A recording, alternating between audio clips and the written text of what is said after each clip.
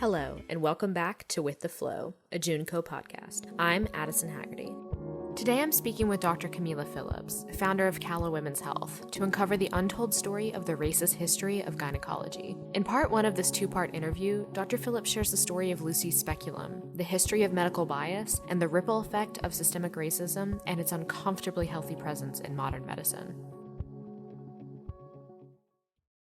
Dr. Phillips, thank you so much for taking the time out of your super crazy schedule to be on the show today.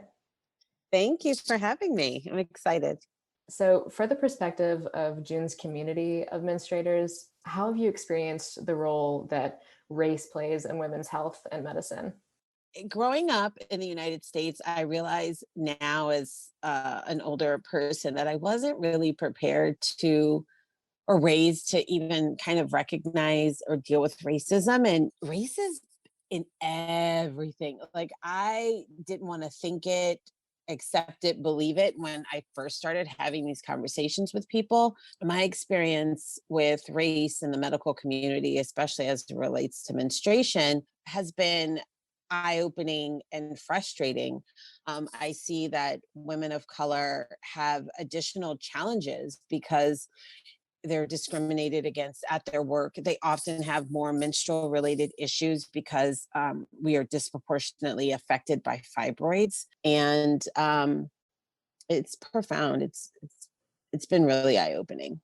I'm sure. Yeah, absolutely. And on top of that, just a simple lack of education from anybody that isn't part of a minority community that just physically doesn't know these things. Like I feel like I'm learning something new every single day about how deeply entrenched these systemic racist issues are, and like you said, into every single aspect of our daily lives. Yeah. I mean, it's going to take a lot of super hard work and soul searching and a desire of people who maintain the power structure and the status quo to really want to have a part in that change. You know, more recently, especially politically, we've just really seen how many people still are so ingrained in the benefit of their privilege that they don't wish to take those steps into uncomfortability to make something happen. So to further kind of talk about that, Black women are just constantly getting their stories removed from history. With that being said, would you please share more about Sims Speculum and your super incredible effort at Calla to, revitalize the forgotten story of Lucy, Betsy, Anne, and Arca, and just kind of share that whole awesome initiative? Yeah, of course.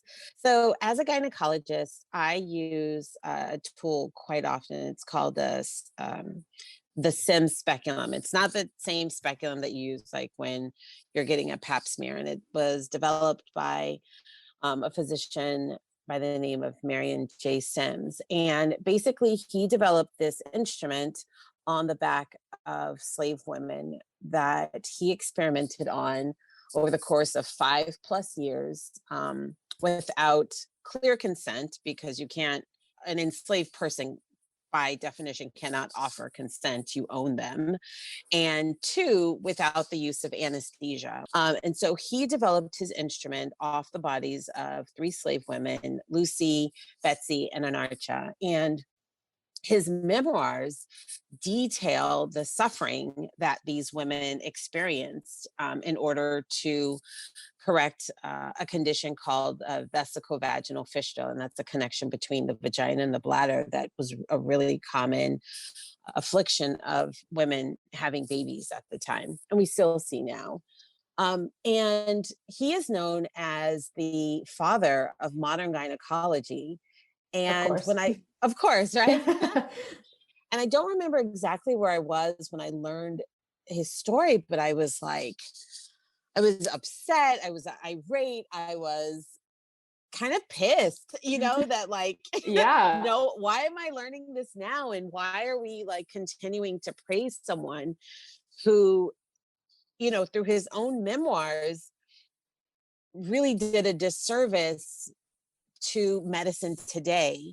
His treatment of these enslaved women really were the foundation of some of the racist tropes that remain today and disserve women of color, especially. You kind of touched on this a little bit, but do you think that we could point all the way back to the history of the mistreatment of enslaved women as a means to explain present day bias that, leads to Black women being 3 to 4 times more likely to die from pregnancy related causes?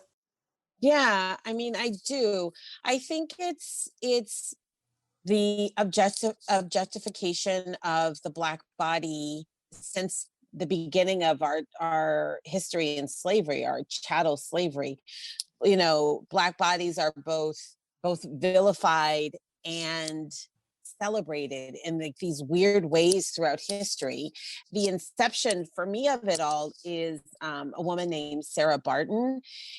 She was a woman from South Africa who was sold into slavery, if the easiest way to put it. She had a round butt. She had a round, very voluptuous body. Mm-hmm. And Sarah Barton was trafficked to Europe and literally put on display for Europeans for her body. She was allowed to be touched and probed and quote unquote studied. From Europe to the United States, this information has filtered into our medical literature, into our teachings, into our practices. We live in a country where Black and white hospitals have, for most of our history, been separated, as if we're somehow, our diseases and our illnesses are somehow different.